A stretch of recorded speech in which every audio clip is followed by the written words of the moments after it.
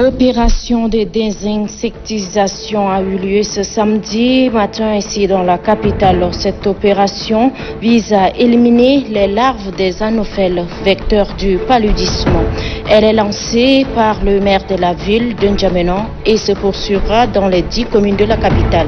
Le groupement agricole d'Arba, situé dans la sous-préfecture de Mandalia, a fait l'objet d'une visite des cadres du ministère de l'Agriculture. Ils sont allés encourager les producteurs qui contribuent à la lutte contre la malnutrition au Tchad. Enfin, les Jeux olympiques de Tokyo prévus pour 2020 sont reportés en 2021. Ce report est dû à la pandémie de la Covid-19. C'est tout pour le sommaire. Nous sommes dimanche 11 octobre. Mesdames et messieurs, bonsoir et merci d'être au rendez-vous de la rédaction pour vous informer. À l'entame de cette édition, la mission conduite par le ministre de l'Aviation civile et de la météorologie nationale se poursuit. La visite des espèces aéroportuaires de Koumra, chef-lieu de la province de Mandoul et d'Oba du Logone oriental, était au centre de cette visite, nous dit notre envoyé spécial, Marale Josephine.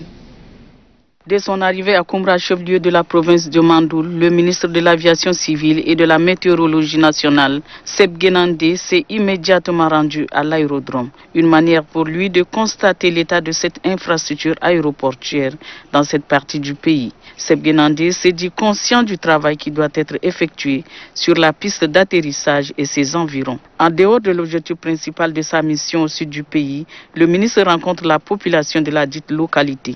Les deux parties ont longuement échangé sur des sujets d'ordre administratif, avec un accent particulier sur les activités aériennes. Le délégué provincial des infrastructures et des transports de Mandoul Nangombe Innocent insiste sur les conditions de travail et souligne que la présence des autorités compétentes à Koumra est à saluer.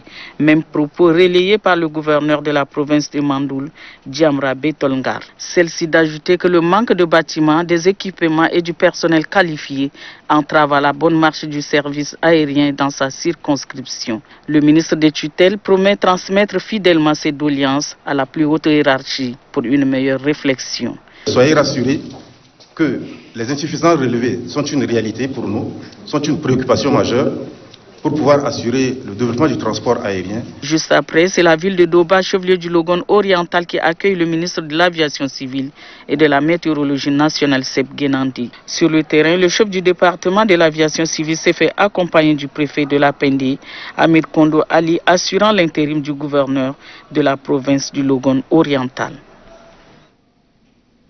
Et puis la coordination des associations de la société civile et de défense des droits de l'homme a fait sa rentrée sociale 2020-2021. Elle entend œuvrer pour la réussite du 2e Forum national inclusif prévu ce 29 octobre 2020. Reportage Alima Matbilou. Samedi 10 octobre, la coalition des associations de la société civile et de défense des droits de l'homme, CACIDO, fait sa rentrée sociale 2020-2021. Du 29 au 31 octobre 2020, le Tchad se prépare à organiser le 2e Forum national inclusif. La CACIDO, émanation de la société civile, participera activement et apportera toute sa contribution pour l'édification d'un Tchad moderne avec des institutions démocratiques fortes et engagées vers l'émergence. Et comme l'occasion en vaut la chandelle, un appel dit d'N'Djamena est lancé. Au peuple tchadien, se faire enrôler massivement afin d'exprimer son droit civique.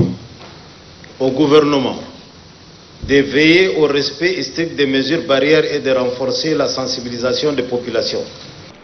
Le ministère de la Justice a aussi son mot à dire à cette rentrée sociale de cette organisation qui défend les droits humains. Il convient de rappeler que la CACIDO est l'une des rares de la société civile qui contribue au maillage du territoire par les actions d'éducation civique, des initiatives locales en faveur de la paix et de la cohésion sociale du fait de son implantation sur l'ensemble du territoire national. Un laps de temps est consacré pour saluer les sacrifices des organisations de la société civile et les organes de presse dans la lutte contre le coronavirus et la préservation des droits de l'homme. Sacrifice illustré ici par la remise des attestations de reconnaissance.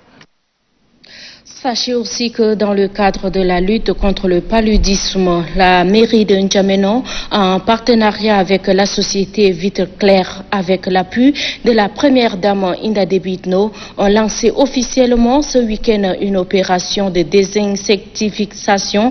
C'est le canal des Grands Jardins d'Arde-Djumbal dans le 3e arrondissement qui a servi de cadre au coup d'envoi de cette opération. Les précisions de cette opération avec Kadnouba Théophile. Cette mare touffue d'herbe est un véritable repère des anophèles et autres diptères vecteurs du paludisme. Pour le maire de la ville de N'Djamena, cette opération qui vient d'être lancée avec le concours de la société Vitre Claire et surtout l'appui de la première dame, Inda Debitno, vise à éradiquer le mal par sa racine. Le palu est en train de faire beaucoup de morts autant que le coronavirus et c'est pourquoi son excellence madame la première dame a voulu nous accompagner et alléger la souffrance de la population n'djamenoise.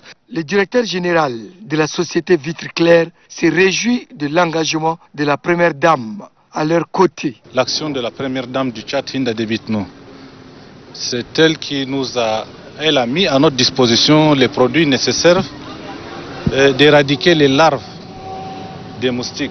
Les organisateurs de préciser que cette opération de désinsectisation sera menée dans toute la ville de N'Djamena pour réduire le risque de contamination du paludisme dans la capitale. Ensuite, une délégation du ministère de l'Agriculture conduite par l'inspecteur général Dr Abdoulaye Senoussi a visité le champ des membres du groupement de Darba dans le village Médé. Une visite pour apporter un soutien moral aux producteurs réunis au sein d'un groupement. Reportage Thomas Ousmane Djali.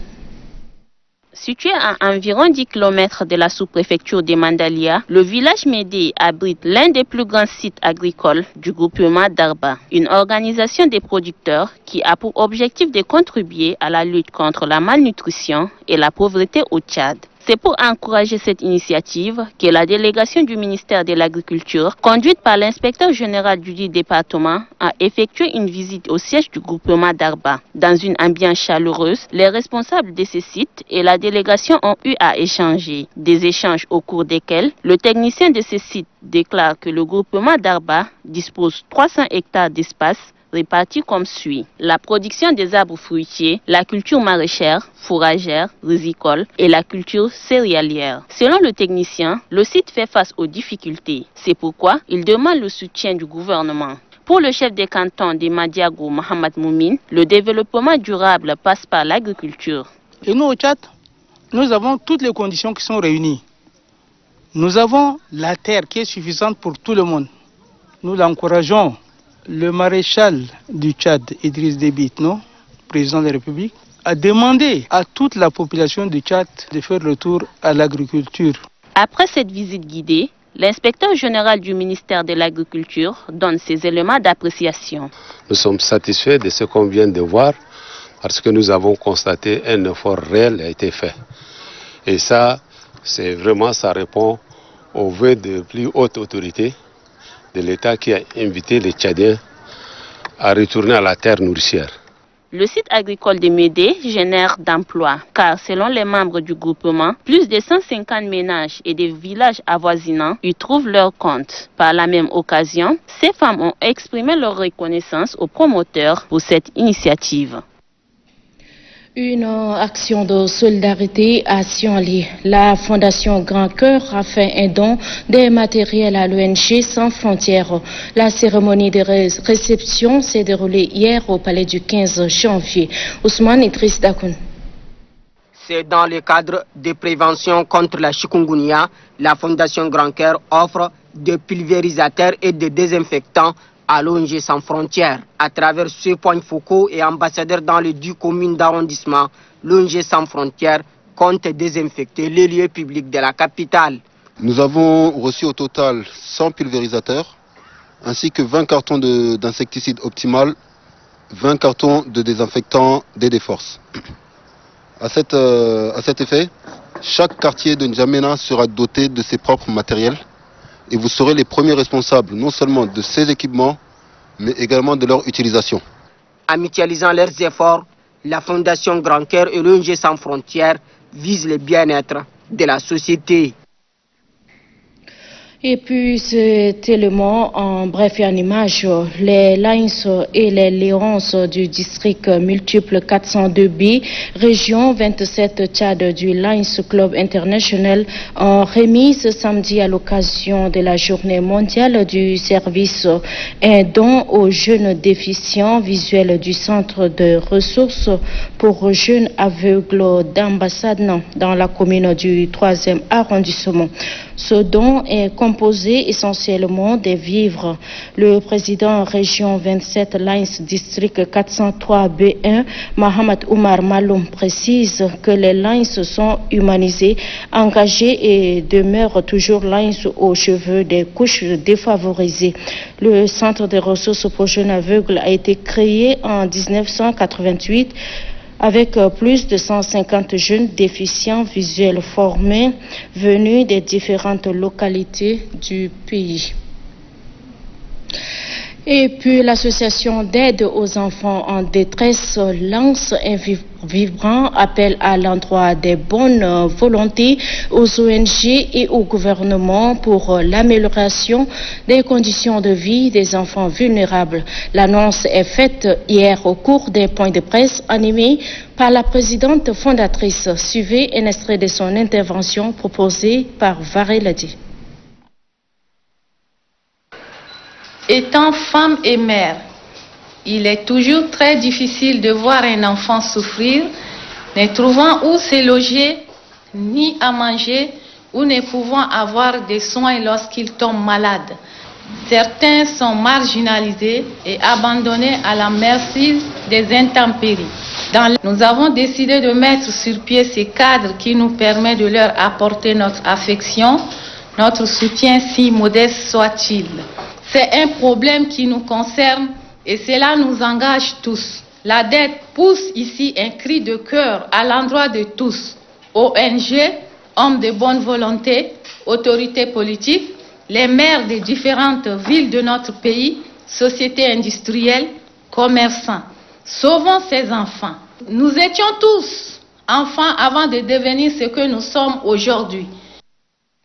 Des matériels bureautiques sont remis ce matin au ministère de l'Élevage et celui de l'Agriculture, un don qui s'inscrit dans le cadre de la lutte contre l'insécurité alimentaire et nutritionnelle. Nobadembaïta Lomadi. Pour faire face aux effets néfastes du changement climatique et assurer la sécurité alimentaire, des matériels ont été remis au ministère de l'Agriculture et de l'Élevage par le coordonnateur du projet renforcement de la résilience à l'insécurité alimentaire et nutritionnelle au Sahel. Ces différents matériels permettront aux éleveurs et agriculteurs de faire face aux vulnérabilités climatiques afin d'être sur la même longueur d'onde que les autres de la sous-région. La représentante du ministère de l'Élevage apprécie ce geste des partenaires. Au niveau de Simbétail, nous avons vraiment des difficultés pour faire fonctionner ce service. Et nous osons croire que ces 3 motos et les autres matériels qui nous seront donnés nous aideront à avancer un peu. Avis partagé par le directeur de la statistique agricole. Le service SIM, comme vous le savez, a une mission très importante dans le cadre du suivi des marchés. Et vous savez que tout le monde s'intéresse au niveau de production, qu'est-ce qu'on a produit, c'est la disponibilité. Mais est-ce que tout le monde arrive à avoir accès à ces produits qu'on produit là? Et c'est là où le rôle du système d'information sur le marché est très important. Pour le coordonnateur du projet, la remise de ces matériels vient concrétiser l'engagement de son institution. Abou Youssouf de conclure que le projet vient renforcer les actions du gouvernement en matière de lutte contre l'insécurité alimentaire. Notez plutôt que ces matériels sont remis il y a quelques jours. Les personnes atteintes de la pandémie de Covid-19, après avoir recouvré leur état de santé normal, sont parfois stigmatisées. Ces personnes méritent-elles cette stigmatisation? Notre reporter Vareladi a interrogé le coordonnateur national adjoint de la riposte sanitaire, Dr Alahangari Yokoide. Suivez un extrait de son intervention. La stigmatisation des guéris de la Covid-19 n'a pas de raison d'être. C'est des gens qui ont été diagnostiqués on a trouvé le virus chez eux, qui ont été mis sous traitement, qui ont suivi leur traitement jusqu'au bout. Avant d'être libérés de l'hôpital, ces gens-là ont été retestés, parfois 2 fois retestés, pour être sûr que la personne ne porte plus de virus dans son corps. Dans ces cas-là, je ne vois pas pourquoi cette personne doit être stigmatisée, puisque de toute façon, aujourd'hui, nous avons des collègues qui ont eu cette maladie et avec qui on est pratiquement tous les jours. Mais dans tous les cas, la personne n'héberge plus de virus, la personne ne peut pas constituer un risque. Le ministère de la Santé publique et de la Solidarité nationale, à travers la Coordination nationale des ripostes sanitaires de Covid-19 et l'Organisation mondiale de la santé, organise un atelier de formation des agents de santé sur l'oxygénothérapie, renforcer les capacités des prestataires des soins des établissements de santé au Tchad afin d'améliorer la prise en charge des patients atteints des formes sévères et critiques de la COVID-19 est l'objectif de cette session de formation. On en sait plus avec Apolline Gani. Pour une riposte efficace contre la pandémie de Covid-19, le gouvernement du Tchad a élaboré une directive nationale de prise en charge des cas de maladie à Covid-19. À cet effet, il a programmé l'acquisition et la mise à disposition des hôpitaux des équipements et matériels pour la prise en charge en réanimation et en soins intensifs. Une formation du personnel de santé sur l'utilisation de ces équipements et matériels s'avère nécessaire. La de l'oxygène doit se faire avec beaucoup de soins. C'est ainsi que de notre côté, nous nous sommes dit que c'est mieux d'appuyer une formation pour que le prestataire de soins que nous soyons en mesure d'administrer l'oxygène à nos patients en toute sécurité. La phase pratique de la formation, quant à elle, s'est déroulée à l'hôpital de Farsha. Comment utiliser le respirateur qui est la machine qui permet, lorsque le patient ne peut pas respirer de lui-même, on peut le brancher sur cette machine qui va lui permettre de respirer. Ces agents de santé ont profité de l'occasion pour faire des simulations avec les appareils, comment assurer leur maintenance et surtout comment porter et retirer les équipements de protection contre la pandémie de Covid-19. Pour boucler le chapitre Covid-19, voici la situation épidémiologique de la maladie de ce dimanche 11 octobre 2020. 383 échantillons analysés, 13 cas confirmés, 2 au Moyen-Chari, 10 au Mayo-Kébi-Ouest. Tous sont contacts des précédents cas et 1 à N'Djamena. 12 guéris portant le total à 1115. 0 décès, total des décès 92. 97 malades sous traitement. Le nombre des cas confirmés depuis le 19 mars 2020 est de 1304 répartis dans 17 provinces. La Coordination nationale des ripostes sanitaires invite la population à rester sereine, solidaire, vigilante et rappelle au respect strict des mesures barrières, notamment la distanciation physique. En cas de signes tels que fièvre, toux, éternuement et difficultés respiratoires, appelez gratuitement le 1313. Le coordonnateur national des ripostes sanitaires, professeur Choua Oussemi. L'inscription au fichier électoral se poursuit. Le président du Conseil économique, social et culturel se trouve à Gosbeida, chef-lieu de la province de Sila. Le chef de la mission a organisé une séance de travail avec les partis politiques et les organisations de la société civile. Précision avec Ben Arabi. De par leur statut de fédérateur, les partis politiques et les organisations de la société civile devraient jouer un rôle crucial dans cette phase d'enrôlement.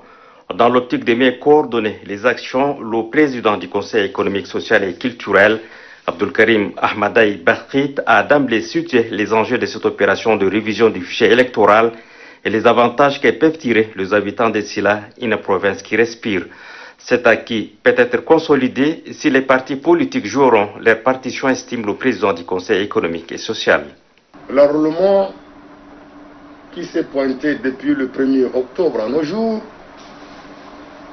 est un devoir patriotique. Tout parti politique, toute association de la société civile doit être interpellée à pouvoir galvaniser les jeunes garçons et filles ayant l'âge d'être enrôlés de se faire enrôler. Et tout Tchadien ayant l'âge de voter d'ici après avril, parce que nous avons une série des élections qui nous attendaient, pour entrer dans une piste où on doit respecter l'engagement de la Constitution que nous-mêmes, on était auteurs et co-auteurs. La réussite de la révision du fichier électoral force l'implication de toutes les couches. Dans ce siège, les organisations féminines et les jeunes seront sollicitées dans les prochaines rencontres. Le président national de Viva RNDP, Dr Nouradine Deloua Kassiri Koumakoui, a fait un point de presse pour appeler les militantes et les militants en âge de voter à se faire enrôler afin d'accomplir leur devoir civique. Je vous propose de le suivre. Le président de Viva RNDP, soucieux du fait que tout Tchadien en âge de voter puisse être prêt à accomplir son devoir civique lors des consultations électorales à venir, invite les concitoyens, les concitoyennes en général, ces militants et militants, sympathisants et sympathisantes en particulier, qui pour une raison ou une autre n'ont pas pu se faire enrôler, plus précisément les jeunes qui n'avaient pas l'âge de 18 ans, lors du recensement électoral de 2015, de sortir massivement pour se faire enrôler auprès des différentes missions de la CENI, envoyées dans les différents centres d'enrôlement, les communes du pays notamment, les provinces, les départements, les cantons, les fériques et les villages prévus du 1er au 20 octobre 2020. Pour vous qui êtes en N'Djamena, surtout, vous avez jusqu'au 20 octobre 2020 pour le faire dans vos arrondissements et carrés. Si vous avez 18 ans ou plus, seule votre carte d'électeur vous permettra de voter. Ce dimanche, l'Union des veuves et orphelins de Bata a sensibilisé également les femmes et les filles du quartier Ndiari en âge de voter. La campagne de sensibilisation a été conduite par le maire de la dite commune, Fatima Yaya Abdoulaye. Oumar Ibrahim.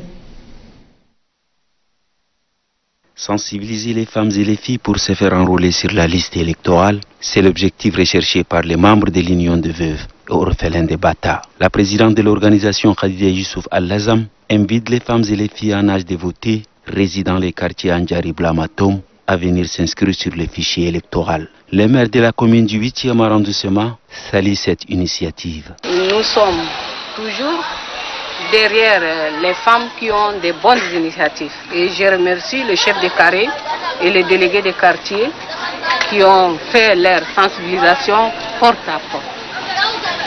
Et je dirais aux femmes veuves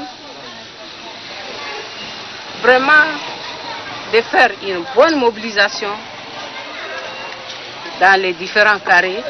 La présidente de l'Union des veuves et orphelins de Bata, Khadija Youssouf Al-Lazam, lance un appel à l'endroit des femmes et filles en âge de voter de venir se faire enrôler sur la liste de la Commission nationale indépendante, CENI.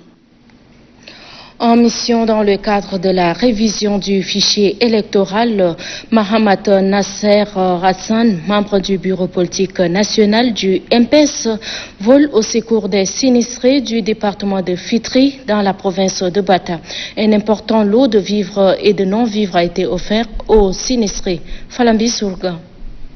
Préoccupé par la situation critique des sinistrés des inondations dues au débordement du lac Fitri dans la sous-préfecture de N'Djamena Bilala, Dr Mohamed Nasser, membre du bureau politique national du mouvement patriotique du salut, et Sa Majesté le Sultan de Fitri, Choroma Hassan Absekin, sont venus compatir, réconforter et surtout assister ces derniers, et ceci à chaque site visité. Le membre du bureau politique national du mouvement patriotique du salut rassure les sinistrés que toutes les dispositions sont prises par le maréchal du Tchad, Idriss Déby Itno, président de la République, pour une assistance. Remettant un don sinistré, Dr Mohamed Nasser souligne que ce geste leur permettra de soulager un tant soit peu leur souffrance. C'est une mission politique, mais nous sommes venus également combattre avec la population sinistrée du Fitri de manière générale et celle de N'Djamena Bilala en particulier. Les sinistrés n'ont pas caché leur reconnaissance envers la mission conduite par Dr Mohamed Nasser. Ce cadre politique de la province du Bata a saisi cette opportunité pour inviter toutes les personnes en âge de voter à se faire enrôler. La délégation conduite par Djiber Younous a sillonné plusieurs cantons dans le département du Sud Kanem. À la tête d'une délégation, il est allé sensibiliser la population à se faire enrôler pendant la révision du fichier électoral. La mouture est signée Innocent Kilayou. Les 3 dernières étapes de la grande sensibilisation en faveur de la révision du fichier électoral que mène Djiber Younous depuis quelques jours dans le Sud Kanem ont été très émouvantes. En témoigne la ferveur des militants du MPS et celle de la population du canton Yilili. Dans ce canton, plusieurs personnalités qui composent la délégation et celles de la localité ont sensibilisé en leur manière la population. Le chef de canton, quant à lui, a fait comprendre que les agents de recensement déployés sur le terrain rencontrent énormément de difficultés. Djiber Younous, qui s'est exprimé en langue locale, insiste sur la participation des femmes. Après le canton Yilili, c'est le canton Oumaga qui a accueilli la délégation conduite par Djiber Younous. Membre du bureau politique national, Adoum Moussa Elifé a laissé entendre son enthousiasme. Les conditions exigées par la CENI pour se faire recenser, telles que les critères d'âge, sont entre autres le message développé dans ce canton par Djiber Younous. L'étape du canton d'Herbalaban a été exceptionnelle à cause de la grande mobilisation de la population. Cette exception se fait également sentir à travers les multiples interventions des ressortissants de ce canton. Le chef de la délégation Djiber Younous a expliqué avec détail à l'appui l'intérêt de ce recensement en route pour N'Djamena. La délégation du MPS conduite par Djiber Younous s'est arrêtée dans le village de Adoum Moussa Elifé, membre de la délégation. Une occasion bien indiquée par Adoum Moussa Elifé de demander à ses frères et sœurs de Bessa de se faire recenser massivement. Parlons sport avant de nous séparer. Vous le savez, mesdames et messieurs, que la pandémie de la Covid-19 a porté un coup dur au sport. À cet effet, les Jeux olympiques de Tokyo, prévus pour le 2020, sont reportés en 2021. Ce report est dû à la pandémie de la Covid-19 qui continue à se propager à travers le monde. Grangacham Irima. Les organisateurs japonais des Jeux olympiques de Tokyo 2020 reportés à l'été 2021 en raison du coronavirus, ont espéré 30 milliards de yens, soit 241 millions d'euros d'économie, via diverses mesures de simplification et d'optimisation déjà établies pour réduire la voilure de l'événement. Ces économies seront réalisées en partie grâce à une réduction de coûts de personnel et de décoration, a déclaré le comité organisateur dans un communiqué. Mais le coût final de l'événement, officiellement budgétisé avant la pandémie, à plus de 11 milliards d'euros pour la partie japonaise, reste incertain car les dépenses supplémentaires causées par le report du coronavirus n'ont pas encore été rendues publiques. Les organisateurs ont déclaré qu'ils présenteraient un budget actualisé prenant en compte les coûts supplémentaires et le prix des contre-mesures liées au Covid-19 d'ici la fin de l'année. La pandémie persistante fait toujours planer un doute sur la faisabilité même des Jeux olympiques de Tokyo, censés réunir 11 000 athlètes du monde entier. Voilà, c'est avec les nouvelles du report des Jeux olympiques de Tokyo prévus pour 2020 que se referme cette grande édition de ce dimanche 11 octobre 2020. Mesdames et messieurs, merci d'être de notre bonsoir.